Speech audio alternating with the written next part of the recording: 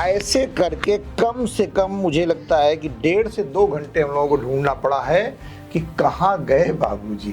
जो बुआ लोग थी हमारी पहले, शादी के बाद अपना साल भर नहीं बीता था उनकी डेथ हो जाती थी। लड़कियां हमारे यहाँ नहीं छजती हैं, इसलिए वो चाहते ही नहीं थे कि उनके यहाँ लड़कियां हो। मुझे लगता है जो बचपन हम लोगों ने जिया है वो आजकल के बच्चे क्या जिएंगे अपने काम में बिजी हैं, मोबाइल दिखा दो। तो ये तो पेरेंट्स की गलती होती है। समय इतना खराब समय है कि लोग अपने घर वालों पे भरोसा नहीं करते हैं, दूसरों को तो आप बात ही छोड़ दीजिए। जितना आदमी उसी से करता है ना कि जिसको जानता है, जिसको पहचानता है। एक मैं ही थी जो पापा के साथ कुछ भी बोल देती थी। आज भी हमारे घर में पापा से अगर कोई बात करनी है तो वो हम ही कर सकते हैं। दीदी जरा पापा से बात कर लो। यूट्यूब पे जितने भी इस तरह के वीडियोस आते हैं उसको बिल्कुल बैन कर देना चाहिए। रील्स देखने लगिए तो हर 10 रील के बाद एक ना एक रील ऐसा आएगा, और कौन बच्चा आजकल ऐसा है जो नहीं देखता है रील।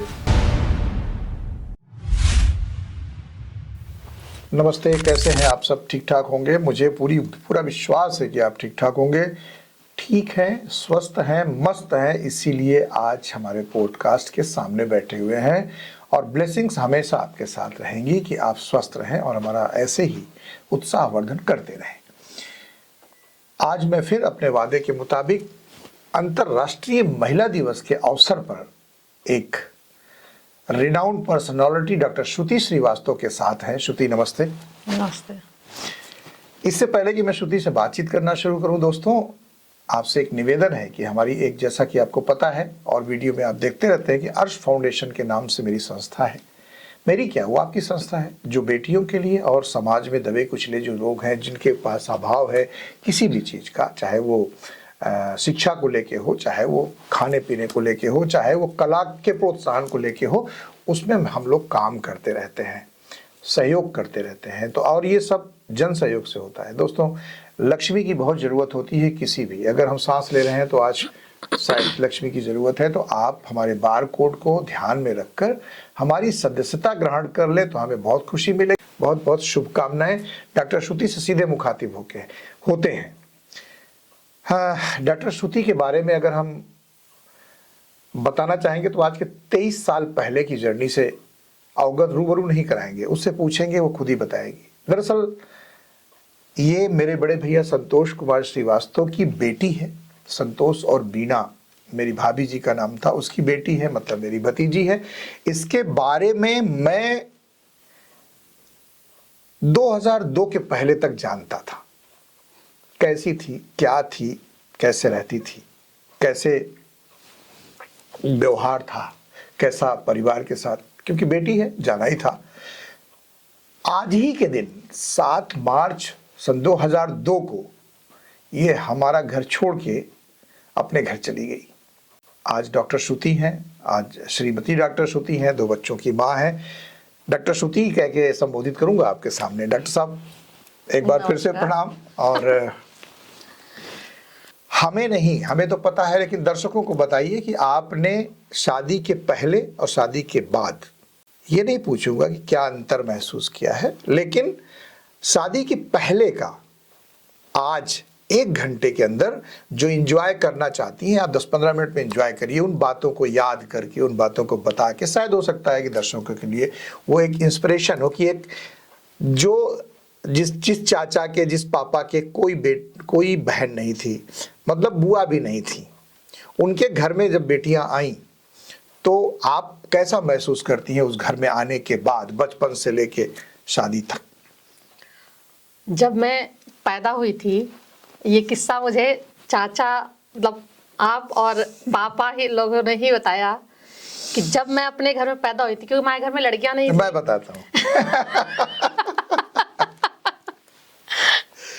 दरअसल मेरे घर में कोई बुआ नहीं थी, बहन भी नहीं थी, मामा भी थी, चाचा में थी, लेकिन जो एक फैमिली होती है ना, ज्वाइंट फैमिली, उसमें कोई बेटी नहीं हुआ करती थी। तो हमारे भैया के यहाँ ये पैदा हो गई सबसे पहले, मतलब हाँ, पहली बेटी पैदा, मतलब एक बेटा हुआ, फिर उसके बाद दूसरी बेटी। लड़कियों में सबसे बड़े हम थे अपने घर में। जब ये पैदा हुई तो हमारे पिताजी, मतलब इसके बाबा गांव में कुआं के पास जाके सीढ़ियों पे बैठ के ऐसे करके कम से कम मुझे लगता है कि 1.5 से 2 घंटे हम लोगों को ढूंढना पड़ा है कि कहाँ गए बाबूजी।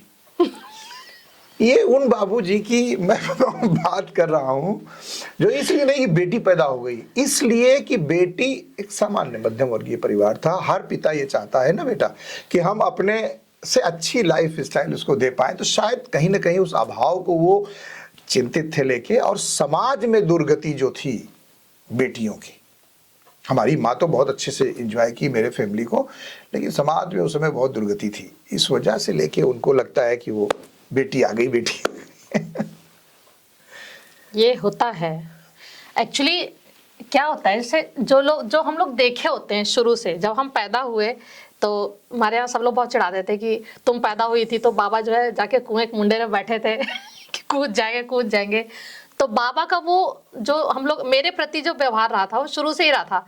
भैया और हम दो लोग थे, कोई झगड़ा लड़ाई हो तो भैया को अगर कुछ गिर भी जाए तो उनको लगता था हम ही ढकेले होंगे, तो हमको डांटते थे। तो हम दादी, जितना ही बाबा ये सब करते थे उतना ही दादी बहुत प्यार करती थी, दादी बहुत मानती थी। कोई भी चीज हो उसके लिए बाबा का जितना नेगेटिव पॉइंट ऑफ व्यू मेरी तरफ रहता था, दादी का उतना ही पॉजिटिव रहता था। तो बड़े दिनों बाद पूछा गया जब घर में कि क्यों बाबा ऐसे करते हैं, क्यों ऐसे करते हैं, तो उन्होंने बताया कि जो बुआ लोग थी हमारी, पहले शादी के बाद अपना साल भर नहीं बीता था उनकी डेथ हो जाती थी। तो उन लोगों का कहना था कि लड़कियां हमारे यहाँ नहीं छजती हैं, इसलिए वो चाहते ही नहीं थे कि उनके यहाँ लड़कियां हो। तो ये वजह थी। जब ये पता चला तो बाबा का जो हम लोग मतलब जो एक इमेज बनी हुई थी कि नहीं बाबा लड़कियों को पसंद नहीं करते, तो वो इमेज खत्म हो गई। कि ये उनका अपना नजरिया था सोचने का कि लड़की आगे चल के ऐसे हो जाए या पेरेंट्स को तकलीफ हो, मतलब हमारे बच्चों को तकलीफ हो कि लड़की नहीं रह गई, इससे अच्छा ना ही हो। तो ये उनका पॉइंट ऑफ व्यू था। तो ये सबका अपना अपना पॉइंट ऑफ व्यू था। मैं जैसा आपने बताया कि मैं जब छोटी थी तो शुरू से बड़ा अड़ियल स्वभाव था मेरा, मतलब छोटी छोटी बातों पे चिढ़ जाना, मुझे याद अच्छी तरह से। गांव में ताऊ जी भैया लोग रहते थे, वो सब पहले मुझे छोटी थी तो बड़ी नाक वाली कहते भी थे कुछ जरा सा बोला बस चिढ़ गई तुरंत, बोतल पटक दी, ये पटक दिया, वो पटक दिया। तो आज भी भैया हैं एक, वो आज भी कभी बड़ा खुश होते हैं तो बड़ी नाक वाली ही बोलते हैं तो ये गांव, हमारा गांव कुंडा प्रतापगढ़, सभी सुने होंगे, छोटा सा है लेकिन सभी लोग जानते होंगे। कुंडा प्रतापगढ़, ताजपुर की मेरी पैदाइश है। फिर वहाँ से पापा की नौकरी जो है गाजियाबाद में थी, तो हम लोग गाजियाबाद शिफ्ट हो गए सब लोग। पापा की नौकरी वहीं थी तो वहीं रहे। भैया, मैं, मम्मी, पापा, 4 लोग, और एक छोटा भाई जो 8 साल का छोटा है हम लोगों से। वो इतने लोग थे, दादी बाबा आप लोग सब लोग एक साथ में ही रहते थे। कभी हम लोग ऐसे न्यूक्लियर फैमिली में बहुत ज़्यादा नहीं रहे कि खाली हम लोग की अपनी फैमिली हो, साथ में ही रहे हमेशा। तो एजुकेशन सारी गाजियाबाद की ही थी। एजुकेशन ख़त्म होने के बाद ग्रेजुएशन जब ख़त्म होने पे आया, तब तक ख़त्म होते होते जैसे पहले पेरेंट्स की सोच होती थी कि शादी कर दें। शादी हो गई। शादी के बाद में लाइन एकदम चेंज हो गई। शादी के पहले ग्रेजुएशन जो मैंने किया वो मैथ से किया, और उस समय शादी मेरी मार्च में हुई है 2002 में। शादी के जस्ट पहले 2001 में मैंने एग्ज़ाम दिया था एक फ्लाइट रेडियो ऑफिसर का। हमारे घर के सामने एक भैया रहते थे, तो उन भैया की हेल्प लेकर के मैंने उसका फॉर्म वगैरह भरा था। उसमें मैंने प्री एग्ज़ाम अपना क्लियर किया था, और दिसंबर या जनवरी ऐसे करके उसका डेट आया था इंटरव्यू का। तो तब तक में शादी वगैरह फिक्स हुई थी। तो ये हुआ कि मार्च में होना है उसका इंटरव्यू। फिर मार्च में ही चूँकि शादी पड़ गई तो वो नहीं देने मिला। तो वो मतलब मैथ्स की पढ़ाई के बाद फ्लाइट रेडियो ऑफिसर का जो एक वो था, और बेसिकली ने बच्चों की होती कि हम छोटे रहेंगे तो ये बनेंगे, फिर थोड़ी बड़े हुए तो चेंज हो गई। फिर तो टीचिंग लाइन का बड़ा शौक था कि टीचिंग में ही थे, लेकिन जब बड़े हुए ग्रेजुएशन किया तो पूछा लोगों से, तो भैया ने कहा नहीं ये बहुत अच्छा जॉब है, ये है वो है, तो भर दिया है कि पता नहीं होगा कि नहीं होगा, भर देते हैं। तो उसमें हुआ था मेरा, लेकिन वो जॉब कंटिन्यू हो नहीं पाई, लगी ही नहीं क्योंकि शादी हो गई उस समय। फिर जब शादी हो गई तो ससुराल में सारे लोग मेडिकल लाइन में थे, सब डायग्नोस्टिक सेंटर से थे, तो धीरे धीरे फिर उसी में इन्वॉल्व हो गए। फिर शादी के बाद दोबारा मैथ्स बायो से इंटर किया, फिर सारा मेडिकल की पढ़ाई की। आज डॉक्टर श्रुति श्रीवास्तव के नाम से लोग जानते हैं। मैंने पूछा, शायद भटक गई तुम, कि पहले, शादी से पहले की लाइफ कैसे एंजॉय करती थी? क्या शादी से पहले तो मुझे लगता है जो बचपन हम लोगों ने जिया है वो आजकल के बच्चे क्या जिएंगे जानते ही नहीं है, वही बताना है। जानते ही नहीं है आजकल के बच्चे। तो मोबाइल भी नहीं था। तब तो मोबाइल भी नहीं था, हम फिर? लोग तो गली मोहल्ले में इतना खेले हैं अपने यहाँ, मतलब गर्मी की अच्छा, एक छुट्टी। संदेश दो कि अगर आज 20 साल पहले वाला समय हो जहां मोबाइल नहीं हो, तो आजकल के बच्चों को कैसे रिएक्ट करना चाहिए? कैसे, क्या मतलब क्या करना चाहिए? कैसे तुमने उस समय किया था? मतलब वही बता रही हूँ, हम लोग में अब आजकल के तो बच्चों की लाइफ क्या है, मोबाइल, यूट्यूब, तुम्ही ने तो बनाया है। वो गेम। जरा सा बिगड़ गए बच्चे, उठा के मोबाइल पकड़ा दिया ताकि नहीं, हमको आराम वो मिल जाए। एक्चुअली अब क्या हो गया ना, रिक्वायरमेंट हो गई है, हम लोगों ने बनाया नहीं है। देखिए पहले कुछ जो मिड सेशन था, मतलब हमारा बचपन और इस समय के बीच का जो सेशन था, उस समय में तो ये होता था कि पेरेंट्स को लोग गलती दे देते थे कि नहीं आपने मोबाइल पकड़ा दिया, और होती भी थी क्योंकि वो उस समय इतनी रिक्वायरमेंट नहीं थी। अभी तो हम लोग मतलब ना चाहते हुए भी हमें देना पड़ता है। अगर हमने मना कर दिया कि मोबाइल नहीं लेना है, तो बच्चे हमारे एक बार के लिए मान भी जाएंगे कि हाँ नहीं लेना है, बट हमारी मजबूरी है। मिठी, मोबाइल पे वो आया है तुम्हारा, स्कूल से होमवर्क आया है, आज ऑनलाइन क्लास है, आज ये प्रोजेक्ट आया है। ये तो 4 साल के बाद, और वही 4 बता साल रही के हूँ, बाद तो की अभी बात है। अब तो उसके पहले जो बीच का सेशन था वो तो पेरेंट्स करते ही थे, खाना नहीं खा रहे हैं मोबाइल दिखा दो अपने काम में बिजी हैं मोबाइल दिखा दो। तो ये तो पेरेंट्स की गलती होती है। अभी वो मोबाइल नहीं अगर होती हाथ है। से छीन लिया जाए तो बच्चे नाराज हो जाते हैं। हाँ, नाराज हो जाते हैं, और उसका रीजन ये है क्योंकि हमने लिया है ना, हमारी तरह सब तो लेंगे नहीं। आजकल बताते जैसे रहते हैं। तुम पहले निकल जाती थी खेलने के लिए तो मुझे चिंता नहीं होती थी, पापा को चिंता नहीं होती थी कि कहाँ गई, कैसे खेल रही है। आजकल तो चिंता है कि हाँ। अगर बच्चे, बेटी निकल गई बाहर तो बड़ा सेंसिटिव माहौल रहता है। तो बिल्कुल। इस वजह से मैं यहाँ अंसल में 4 साल रही, लखनऊ में। तो जिस सोसाइटी में मैं रहती थी, यहाँ पे वो कॉलोनी थी, वहाँ पार्क, घर के सामने बड़ा पार्क था, सब था। लेकिन जो 2-4 घंटे शाम जो बच्चे बाहर निकलते थे खेलने के लिए, तो हम खुद क्योंकि मेरी बेटी भी छोटी है, तो जब हम उसको बाहर भेजते थे तो मैं खुद भी बाहर बैठती थी कि वो खेल रही है, जितनी देर वो बाहर है उतनी देर हम भी बाहर पार्क में बैठे हैं। क्यों ऐसा डर? समय ऐसा हो गया ना, अब इस समय इतना खराब समय है कि लोग अपने घर वालों पे भरोसा नहीं करते हैं, दूसरों की तो आप बात ही छोड़ दीजिए। 7 मार्च है आज, आज ही के दिन तुम्हारी शादी हुई थी। बहुत बहुत शुभकामनाएं, बहुत बहुत बधाइयां। Thank you. 23 साल पूरे हो गए। 23 साल पूरे हो गए, 2 साल के बाद 25 होगा। मेरी शुभकामनाएं हैं कि 50 भी मनाओ और मैं रहूं। बिल्कुल रहेंगे। अब हम बात करेंगे आपके शादी के बाद, जिस दिन विदा होके गई हो, ठीक है? हमें कुछ बताओ, क्या माहौल बदला, कैसा फील किया, क्या, हालांकि दूसरा जन्म जब हुआ तुम्हारा तो उसके बारे में हमारे दर्शकों को बताओ। थोड़ा अलग एक्सपीरियंस था। शादी के पहले अच्छा बुरा दोनों था, मिक्स एंड मैच था वो, मतलब कुछ डिफरेंट ही था, समझ में नहीं आया। एक तो शादी बहुत कम एज में हुई मेरी, 19 साल की उम्र। अब हम लोग में कायस्थों में पता ही आपको, मेरे ख्याल से 21-22 के बाद तो लोग सोचते हैं कि अब लड़कियों की शादी करनी है। मेरा तो ग्रेजुएशन फाइनल ईयर था, उसी समय शादी हो गई थी, 19 साल की उम्र में शादी हो गई। तो वो भी आपको पता ही है कि उस समय कुछ ऐसा था ही नहीं कि शादी करनी है। वो ऑफर मैरिज थी, ऑफर आई, शादी हुई, फटाफट 3 महीने के अंदर सारी चीज़ें हो गई, समझ में नहीं आया क्या हुआ। तो 19 साल की उम्र तक मम्मी को छोड़ के तो मैं कहीं नहीं रहती थी, कभी नहीं रही।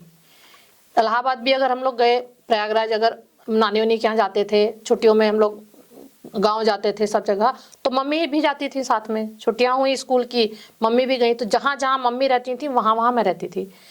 तो एक 19 साल की एज तक जो लड़की कभी एक दिन भी मम्मी के बिना नहीं सोई है, उसको एकदम सडनली आप शादी करके भेज दें और फिर ये हो जाए कि उस समय तो मोबाइल भी नहीं था। और मेरे घर पे, मतलब मेरे ससुराल में, मायके में तो डॉट फोन था, लेकिन ससुराल में उस समय डॉट फोन भी नहीं था। तो एक होता ना कि कभी फ़ोन नहीं कर सकते, कुछ नहीं कर सकते, और चिट्ठी भी लिखेंगे अगर तो एक टाइम लग जाएगा। तो वो पीरियड बहुत टिपिकल था। जब यहाँ कुछ चाहिए होता था या कुछ मनवाना होता था तो जिद करने पे पूरा हो जाता था 90%। हाँ। वहां पर वहाँ जिद करने के लिए कोई ऐसा था ही नहीं, ऐसा मतलब नई जगह थी ना, और पहले से कोई जान पहचान नहीं, कुछ नहीं, तो आदमी जिद भी किससे करे? जिद तो आदमी उसी से करता है ना कि जिसको जानता है, जिसको पहचानता है। वहाँ सब अननोन थे। 23 साल की अवस्था बीत गई, मैं अभी तक की बात कर रहा हूँ। अब तो कोई जिद वाली तो कोई चीज ही नहीं है, लेकिन हाँ ये हो जाता था कि नहीं चाहिए तो चाहिए, वो तो मेरा स्वभाव था, चाहिए तो चाहिए, फिर उसके लिए कोई वो नहीं है। और अपने हस्बैंड से ही कह दिया ये करना है तो करना है। तो उस पर विरोध कभी किसी बात पे हुआ, किसी बात पे नहीं हुआ, लेकिन फिर भी जो करना है वो करना है। सब नहीं कर सकते। नहीं हम एक्चुअली तो तुम्हारा स्वभाव मतलब डोमिनेटिंग नेचर नहीं कहेंगे, लेकिन कंप्रोमाइजिंग नहीं था। हाँ, कंप्रोमाइजिंग नहीं था, ये अच्छा है, या कंप्रोमाइजिंग होना चाहिए, ये अच्छा है? Depend on situation. अगर क्योंकि जो भी इंसान जो भी करता है ना, कोई भी इंसान है, अगर हम कुछ कर रहे हैं या आप कुछ कर रहे हैं, एक्चुअली आपको पता होता है कि आप जो कह रहे हैं, जो कर रहे हैं वो सही है कि नहीं। तो अगर लगता है कि हाँ हम सही नहीं है, तो वहाँ आदमी सरेंडर कर देता है। सही तो तुम्हारा यहाँ भी जब जिद करती थी तुम भाभी से, तो किसी से भी, पापा से, मम्मी से, तो कुछ जिद तो तुम्हारी हमको भी नहीं अच्छी लगती थी। ऐसे ही तुम अगर मम्मी से जिद करती हो तो पापा को नहीं अच्छा लगता रहा होगा। पापा से कर ही नहीं सकती थी। नहीं, मैं तो पापा से भी करती थी। हाँ, तो करती एक थी मैं ही थी जो पापा के साथ कुछ भी बोल देती थी। हाँ, तो आज भी हमारे घर में पापा से अगर कोई बात करनी है तो वो हम ही कर सकते हैं। मेरे मतलब भाई लोग भी डायरेक्टली बात नहीं जल्दी करते। पापा का मतलब पापा थोड़ा कम बोलते हैं, आपको पता ही है, लेकिन अगर पापा से कोई चीज बात कहनी है, कहलवानी है, मनवानी है, तो आज भी मेरा सपोर्ट लेना पड़ता है उन लोग को। दीदी जरा पापा से बात कर लो। वहां पे ऐसा नहीं था। वहां पे तो वहां भी मेरे ससुराल में पूछ रहे हैं, तो ससुराल में भी हमारे हस्बैंड कभी भी डायरेक्टली पापा से बात नहीं करते थे। वहां भी मैं पापा से डायरेक्टली मैं ही बात करती थी। लेकिन मतलब एक मेरा वो वाला वो था, किसी के भी साथ भी, चाहे मम्मी हो, चाहे पापा हो, चाहे देवर हो, चाहे जेठ हो, कोई भी रिलेशन है, जानती हो ऐसी डायरेक्टली बात करना ज्यादा ठीक रहता है। ऐसी लड़कियों को बहुत तेज है बहू कहा जाता है। हाँ, हमें भी कहा जाता है। मेरे तो पूरे खानदान में हम फेमस हैं कि हम बहुत तेज हैं। बच्चे चाहे लड़की हो चाहे लड़का हो, वो जो पोर्निटी को लेके डाइवर्जन हो रहा है, किसको दोष मानती हो? हमारे संस्कारों को या आजकल के मोबाइल के माहौल को? नहीं समझ पाई मैं आपका सवाल। आजकल बच्चे छोटी उम्र में ही बड़े हो जाते हैं, है ना? हर चीज उनको पता होती है। इसका दोषी किसको मानती हो? हमारी सोशल मीडिया हमारी संस्कृति नहीं है क्या? हम अपने बच्चों को उतना टाइम दे पा रहे हैं? नहीं, हम टाइम, मैं बता, सोशल मीडिया इसलिए तो नहीं दे पा रहे हैं क्योंकि हम ही लोग के पास इतना वर्क है अपना कि पहले हम वहाँ वर्क करते हैं ऑफिस जाके, फिर घर में आके हमें अपना ऑनलाइन वर्क करना रहता है, तो हमारे पास टाइम नहीं। तो हमारे बच्चे तो दूसरी जगह जूझेंगे, और बच्चे दूसरी जगह जूझेंगे तो कहाँ जूझेंगे? यूट्यूब है, सोशल मीडिया पे कहीं इंस्टाग्राम देख रहे हैं, कहीं ये यूट्यूब देख रहे हैं। और आप मतलब ऐसी मैं चाहती हूँ कि अगर सरकार भी किसी चीज़ पे काम करती है, सरकार इतना ध्यान दे रही है हर चीज़ पे, तो सबसे ज़रूरी है कि सरकार को इस बात का ध्यान ज़रूर देना चाहिए कि जो इंस्टाग्राम, यूट्यूब पे जितने भी इस तरह के वीडियोस आते हैं उसको बिल्कुल बैन कर देना चाहिए।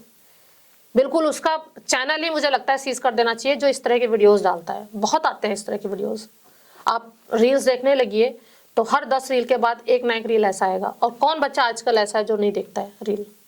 कोई एक बच्चा बता दीजिए। वो लेंगे होमवर्क करने के लिए, लेकिन फिर उनका रील चलने लगता है। रील्स चलने लगता है। जहाँ तक मेरी अपनी नॉलेज है कि सोशल मीडिया का जो एपरेटस है, जो डिवाइस है, वो प्रमोट उसको करता है जो उस पर बार बार देखा जाता है। तो बच्चा ही है, माँ बाप भी देखते होंगे तभी तो वो कर रहा है, रिफ्लेक्ट नहीं करता नहीं है। वो जो हम लोग ने देखा है वो ये देखा है कि वो आपको रेकमेंड करता है। जैसे आपने जब 10 वीडियोस देखे तो वो एक उसमें रेकमेंड करेगा। अगर आपने उसको तुरंत स्लाइड कर दिया, समझ रहे हैं, तो फिर वो 10 के बाद आएगा। लेकिन जो बच्चे होते हैं ना, उनका दिमाग जो होता है वो हर चीज को जानने की कोशिश करता है, वो उस जगह रुक जाते हैं। यही मैं पहुंचना चाह रहा था कि वो जगह अगर रुक कोई जाते चीज पर्दे में है तो उसकी जिज्ञासा ज्यादा होगी। हाँ। तो क्या खोल देना चाहिए उसको? नहीं, हर चीज की एज होती है, हर चीज की एक एज होती है। हम लोग भी बचपन से गुजरे हैं, तो आजकल के बच्चों की तरह थोड़ी। हम लोग 10th 12th जब पढ़ लेते थे, शादी ब्याह हो जाता था, उसके बाद सारी चीजें डिस्क्लोज होती थी। अभी तो बच्चों को आज तुम्हारे समय में तो हम लोग लड़कों लड़कियों को एक साथ वो घूमती ही नहीं थी, एक पर्दा था, शर्म था। अब तो पता चला कि घर में ही ले आके बात कर लेते हैं, बात करते हैं लोग लड़की को। तो समय का परिवर्तन है, समय का परिवर्तन है, समय बहुत चेंज हो गया है। और अगर आप समय के साथ नहीं बदले, जैसे आप जिस चीज पर रोक लगाते हैं ना, उस चीज पे बच्चे ज्यादा हाइप। यही तो मैं पूछ रहा हूँ कि आप और हम जो बैठे हैं वो दो जनरेशन के प्रतिनिधि बैठे हैं। एक जनरेशन आप होल्ड करोगे, एक मैं होल्ड कर चुका हूँ 20 साल पहले। 20 साल की लगभग हमारी 30 साल हमारा अंतर है। हम 30 साल पहले अपने पिताजी के और तुम 30 साल के बाद अपने बच्चों को देख रही हो। 4 पीढ़ियों का यहाँ पर वो बैठा हुआ है। वही तो मैं पूछना चाहता हूँ कि आज 30 साल वाला भविष्य यहाँ है, कभी मतलब पास्ट है, कभी पास्ट था, अब भविष्य। अब 30 साल वाला यहाँ पे देख रहा हूँ। अब इसके बाद जो होना है वो तो मेरे दिमाग से बाहर है बहुत। मतलब आज की डेट में प्री शादी से पहले के प्रेम, शादी के बाद के प्रेम, प्रेम है तब भी शादी हो गई, फिर उसके बाद प्रेम। अनुपमा सीरियल की बात कर रहा हूँ कि वो तुम्हें पसंद है, हम लोग बैठ के देखते हैं। लेकिन सबसे बड़ी बात है कि एक शादी, उसने तलाक दिया, दूसरा शादी, तीसरा शादी, आगे क्या होने वाला है? ये तलाक वाला जो कॉन्सेप्ट है, ये मुझे कभी समझ में नहीं आया, कभी नहीं समझ में आया। जैसे तलाक तब होता है जब किसी चीज से आदमी पक जाता है। हाँ। जहां पर कंप्रोमाइज की स्थितियां समाप्त हो जाती है, बिल्कुल अब होना ही नहीं है, तो आदमी, समझदार जो लोग होते हैं वो तलाक दे देते हैं कि कम से कम वो, इसलिए नहीं कि मैं खुश रहूं, इसलिए कि जा भैया तू मुझे रोकने में जितना समय लगा रहा है, जा तू अपनी जिंदगी जी ले, मुझे अपनी जीने दे। एग्जैक्टली, मैं अग्री करती हूँ इस चीज से। मैं भी यही चाहती हूँ, मतलब मेरा भी मानना है कि अगर दो लोगों में नहीं पट रही है तो एक दूसरे की जिंदगी खराब करने या एक दूसरे की जिंदगी को नोचने से अच्छा है कि आप अपनी जिंदगी में खुश रहिए और उन्हें अपनी जिंदगी में खुश रहने दीजिए। लेकिन एक बार अगर आपको कोई चीज अच्छी नहीं, अगर आपके उस मतलब अगर आप लाइफ में शादीशुदा जिंदगी से अपने नहीं सेटिस्फाइड हैं, तो कोई जरूरी है कि जो दूसरी शादी आप करेंगे वो निभ जाए? नहीं, हाँ जरूरी हो सकता है, मेंटल स्टेटस की बात है। बट मुझे ऐसा लगता है कि शादी तो एक ही बार होती है ना, आपने शादी कर ली, अब आपको नहीं अच्छा जीवन साथी मिला या उसके और आपके पॉइंट ऑफ व्यू अलग हैं, तो आपने अगर डिवोर्स ले लिया है तो आप अपने में खुश रहिए, क्यों किस शादी फिर दोबारा करनी है? हाँ, बस दोबारा की बात ही नहीं कर रहा हूँ ना, सृष्टि सृजन के लिए शादी होती है। बाकी राजा दशरथ की भी 4 रानियां थी, कृष्ण की कहते वो समय और था, वो समय कुछ और था। देखिए जब हम पढ़ते थे, कॉलेज में थे, ग्रेजुएशन जब मैंने किया तो मैंने कोएड से ग्रेजुएशन किया, क्योंकि मैंने बीएससी किया गाजियाबाद में। हम लोग जहाँ से पढ़ते थे वहाँ एक ही कॉलेज में बीएससी था, वो कोएड था। बीए बीकॉम तो सब जगह था गर्ल्स कॉलेज में, लेकिन बीएससी एक ही कॉलेज में था। जहाँ से आपने पढ़ा वहीं से मैंने भी पढ़ा। IMH कॉलेज में हम लोग पढ़े, वहाँ पे जो बीएससी वो कोएड से था। तो मेरे साथ लड़के भी थे, मैं मैथ्स ग्रुप से थी, तो मेरे साथ लड़के ज़्यादा थे, लड़कियाँ कम थी। तो मेरे कॉलेज के क्लास में हमारे यहाँ लड़के बहुत सारे थे, हाय हेलो सबसे था, लेकिन दोस्त तो एक आध ही कुछ खास होते हैं। आज तक मेरी लाइफ में हमारे 4 लोगों की जो बॉन्डिंग थी, मेरे एक फ्रेंड है अर्चना, एक फ्रेंड है एकता, एक फ्रेंड है सुंदर, एक है अभय, एक मैं, हम 5 लोग का ग्रुप था, वो आज भी है। मेरी शादी के 23 साल हो गए, आज भी है। हम गाजियाबाद जाते हैं, आज भी लोगों से मिलते हैं, अपने दोस्तों से मिलते हैं, सब लोगों से फ़ोन आता है, बातचीत होती है, सब होता है। उस समय भी मेरे मम्मी पापा ने कभी मना नहीं किया कि ये लड़के हैं नहीं आएंगे। होली खेलने आते थे, दीपावली पे आते थे, बर्थडे पे आते, घर तक आते थे। लेकिन हमारे यहाँ ये अलाउड नहीं था कि हम चले जाएं कहीं, कि लड़कों के साथ चले गए कहीं घूम रहे हैं। आपको मिलना है, आपको दोस्तों से मिलना है, आप घर बुला लीजिए। हमारे घर आ गए। अब वो मम्मी पापा का समय था, मतलब वो हमारा दौर था, हमारे पेरेंटिंग की ये वो थी कि वो इस तरह से डील करते थे। अब हमें पता है समय इतना चेंज हो गया, अगर हम मना कर देंगे तो बच्चे हमसे छिपके करेंगे। हम लोग छिपके नहीं करते थे कोई चीज़, लेकिन आजकल ये जो लोग इतना सोशल मीडिया पे या एक दूसरे से इंस्पायर हैं, तो हम अगर मना करेंगे तो वो करेंगे तो, लेकिन हमसे छिप के।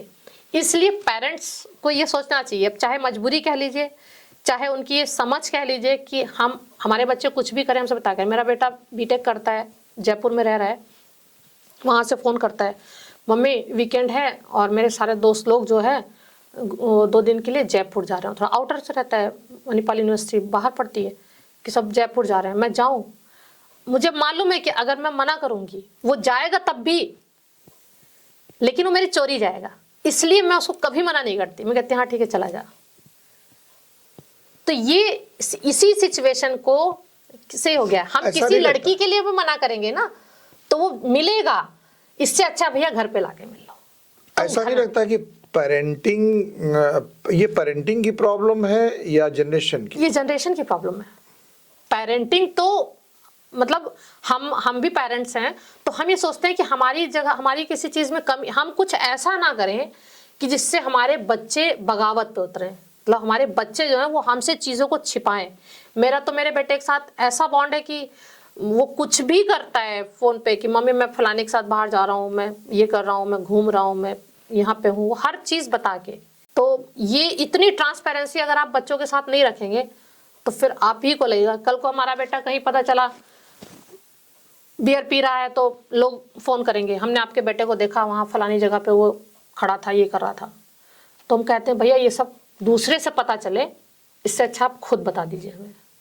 मतलब पीजिए जरूर, हमें बता दीजिए, फिर हम आपको बताएंगे ना कि अच्छा है कि नहीं है। अगर आप हमें कहेंगे कि मम्मी हमें दारू पीनी है, तो हम बताएंगे ना कि दारू अच्छी कि खराब है। मान लेगा वो। अरे हमारा काम समझाना है। तो फिर इससे बढ़िया बताए ही ना। नहीं, फिर तो चोरी से तो फिर आदमी कुछ भी करेगा ना। बहुत कम डेडिकेटेड बच्चे होते हैं जो गलती करने से पहले आपसे पूछेंगे और फिर आपकी सलाह को माने। हाँ नहीं, लेकिन ये उस पर डिपेंड करता है कि आप बच्चों के साथ कैसे रहते हैं। हाँ ये मैं मानूंगा, ये मैं मान लूंगा। हाँ। आजकल की तो मतलब इसके कहने का मेरा जो प्रश्न था यही था कि पेरेंटिंग की क्लास चलनी चाहिए आज की डेट में। और मैं हर पेरेंट से ये कहना चाहूंगा कि अगर आपको 30 साल के अंतर का कोई आदमी पेरेंटिंग बता रहा है, समझा रहा है कि पेरेंटिंग कैसे करना चाहिए, जैसे कि श्रुति ने हमारे साथ बैठ के अपने पेरेंटिंग की बात की और अपने पेरेंटिंग की भी बात कर रही है, और मैं इसको कह रहा हूं कि जरूरी नहीं है कि हम बियर पीने के लिए उसको प्रोत्साहित करें या वो हमको बताए, लेकिन अंतर है, थोड़ा सा अंतर है हमारी सोच में। तो अगर कहीं पेरेंटिंग की क्लास चलती है तो मैं दर्शकों को ये कहना चाहूंगा कि अपनी आने वाली जनरेशन के लिए आपके बच्चे आपको वृद्धा आश्रम में ना भेजें, इसके लिए उस पेरेंटिंग क्लास को अटेंड जरूर करिएगा। क्योंकि हो सकता है अनुभव मेरा हो, तरीका आपका हो, हाँ। लेकिन पक्का मालूम है कि रामचरितमानस आज के 500 साल पहले भी थी, आज भी है और कल भी रहेगा। और Ramcharitmanas is the manual of human life. हम रामचरितमानस को आज जो पढ़ लें तो शायद पेरेंटिंग को हमको किसी से समझने की जरूरत नहीं पड़ेगी। गीता हम पढ़ लें तो शायद हो सकता है कि महाभारत ना हो, लेकिन हम शायद अपनी जनरेशन को इससे दूर करते जा रहे हैं। हम आजकल के पेरेंट्स चलते चलते मैं श्रुति से ये पूछना चाहूंगा कि अपनी इस 20 साल मेरे घर और 23 साल ससुराल में, 43 साल की अवस्था में कोई एक जर्नी ऐसी होगी जो आपको आहत करी होगी, है ना, दर्द दी होगी। क्यों हुई, कैसे हुई, ये मैं नहीं जानना चाहूँगा, लेकिन उसका जिक्र आप करेंगे तो हमारे दर्शकों को एक इंस्पिरेशन भी जाएगा, मिलेगा। कौन सी ऐसी घटना है आपकी ज़िंदगी में जो आपको कभी नहीं भूल सकती, और कभी ना भूलने के साथ साथ दोबारा ना हो उसके लिए आपने क्या स्टेप लिया? दोबारा तो नहीं होगी, लेकिन ऐसा तो कुछ नहीं हुआ लाइफ में, लेकिन जो एक मम्मी का सपोर्ट था, जैसे मम्मी भी मेरी काफ़ी उसमें थी। मम्मी को भी यहाँ सब लोग बहुत तेज कहते थे, लेकिन मेरे भी मम्मी ने घर को हमेशा एक साथ लेके चले। सब लोग आज के समय में मेरे घर में 2 बहुएं हैं, आज भी सब साथ में ही रह रही हैं, तो शायद कहीं ना कहीं मम्मी की ही सीख है, क्योंकि दोनों बहुएं मम्मी के सामने आ चुकी थी। तो मम्मी का जाना मेरी लाइफ में सबसे बड़ा वो था। वैसे तो मैं अपने घर में अपने हमेशा हम लोग मर्जी के उसमें रहे, किसी के प्रेशर में नहीं रहे, तो ये रहता था कि जब घर जाना है चले गए, जब मन हुआ चले गए। लेकिन जो एक चीज़ होती है ना कि मम्मी की जब डेथ हुई उस समय कोविड पीरियड था, और उसी समय हमारे यहाँ मेरे हस्बैंड ने आँखों का ऑपरेशन कराया हुआ था। तो हम एक बाउंड हो गए कि अपने सेंटर को देखने के लिए डॉक्टर साहब जाते नहीं थे, क्योंकि उन्होंने आँखों का ऑपरेशन कराया हुआ था। तो वो जो समय था कि मैं मेरा मन था कि मुझे मम्मी के पास रहना चाहिए, लेकिन मैं रह नहीं पाई। वो मेरी ज़िंदगी से कभी नहीं जाएगा, कभी नहीं जाएगा। और दोबारा का तो क्या है, जो आया है उसे गया, उसे जाना ही जाना है। लेकिन मुझे लगता है कि वो उस समय नहीं होना चाहिए था जिस समय हुआ। यही फर्क समझूं बेटे और बेटी का? नहीं, ये फर्क नहीं है। तो अपनी अपनी लोगों की अपना अपना लगाव है। ऐसा थोड़ी है कि मेरे भाई लोग मेरी मम्मी से कम प्यार करते होंगे। नहीं, मैं कह रहा हूं कि जिसको बेटे नहीं है, बेटियां हैं, तो वो तो इस पल के लिए, जैसा ये बेटी सोच रही है कि मुझे उस माँ के पास होना चाहिए था, भाई को भी होना चाहिए था, भाई थे ही। लेकिन ये फर्क है ना कि बिना हस्बैंड के परमिशन कह लें या सपोर्ट कह लें या सहायता कह लें या विदा होके जाने का दर्द कह लें, वो अपने माँ बाप के पास नहीं हो पाएगा। यही तो अंतर है बेटी बेटे का। हाँ, बट मेरी सिचुएशन में ऐसा वो था नहीं कि कोई परमिशन की वो हो। वो मैंने एक उदाहरण दिया। वो सिर्फ एक सिचुएशन थी कि उस समय उनके आंखों का ऑपरेशन हुआ था, तो जाहिर सी बात है कि तो मैं फंस गई। इस जो जुमला है कि बेटे बेटी में फर्क नहीं होता, इसको तो खारिज करें। हाँ बिल्कुल, मैं मानती हूँ होता है। ये सिर्फ कहने के लिए है कि फर्क नहीं होता, फर्क होता है। कौन कहता है नहीं फर्क बेटी बेटे में, यही एहसास दिलाता है दीवाना सेहरा। मैंने एक गीत भी लिखा था कि बहुत से लोग कहते हैं बेटी बेटे में कोई फर्क नहीं होता। होता है। मुझे लगता है कि आज का पॉडकास्ट लंबा हो गया, आज का साक्षात्कार लंबा हो गया, क्योंकि हम लोग बैठे हैं, बहुत कम ऐसा मौका मिलता है तो ज्वाइंट बैठते हैं, तो उसमें कोई अपना पक्ष रख रहा है, कोई एक दूसरे से सहमत नहीं होता है, लेकिन सहमत होना पड़ता है।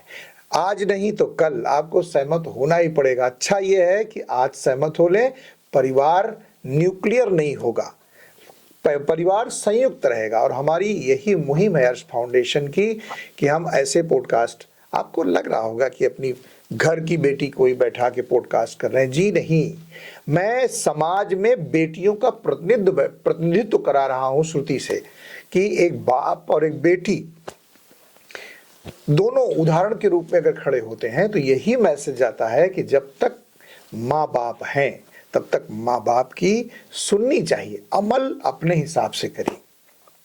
बहुत बहुत धन्यवाद श्रुति, आप यहाँ आई और अपनी जो 1 घंटे में जो चीज़ें बतानी थी वो बताया। मैं अब यहीं से ये साक्षात्कार ख़त्म करता हूँ, समाप्त करना चाहता हूँ। आप अपना ख्याल रखिएगा। हाँ, मेरी गुजारिश है कि अर्श फाउंडेशन वाले बारकोड पे थोड़ा ध्यान दीजिएगा। बहुत बहुत शुभकामनाएं, बहुत बहुत शुभाशीष। आप अपना परिवार का ख्याल रखिएगा, क्योंकि आपके परिवार, रिश्तेदार और आपसे ज़्यादा आपकी ज़रूरत हमें है, क्योंकि आप अगर हमको देख रहे हैं तो समाज के एक बहुत अच्छे समर्थक हो सकते हैं, प्रवर्तक हो सकते हैं। बहुत बहुत शुभकामनाएं, बहुत बहुत शुभाशीष। धन्यवाद आपको। नमस्कार। नमस्कार।